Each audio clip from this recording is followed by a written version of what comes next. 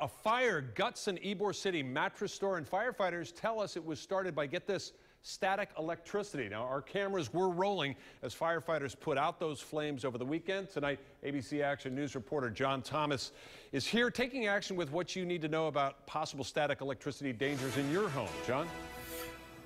Yeah, Brendan, when you think of static electricity, you think of your socks and rubbing them on a carpet and shocking someone, or you think of taking a balloon, rubbing it on your hair, sticking it to a wall. What you don't think of, right there, take a look at that.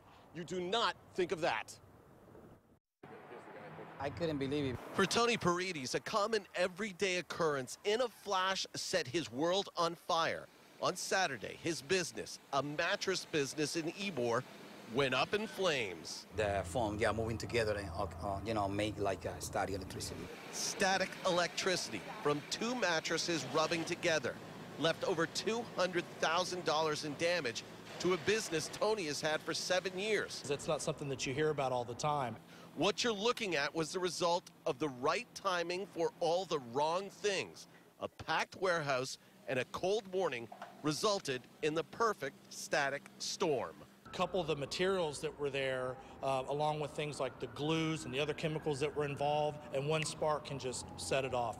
So, should we be worried at home? It would have to be the so-called perfect storm that you mentioned. But never say never. For example, combine the static from your dryer or a sweater with, say, too much hairspray.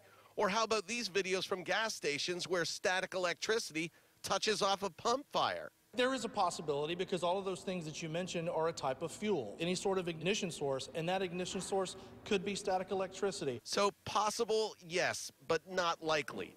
A sudden shock, touching off a sudden fire, that suddenly set Tony's world on fire. It's something that you can never imagine.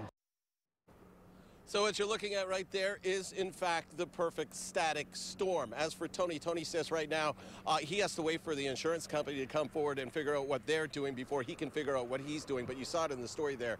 He is still, like a lot of us, in disbelief that static electricity actually caused this. In Tampa, John Thomas, ABC Action News.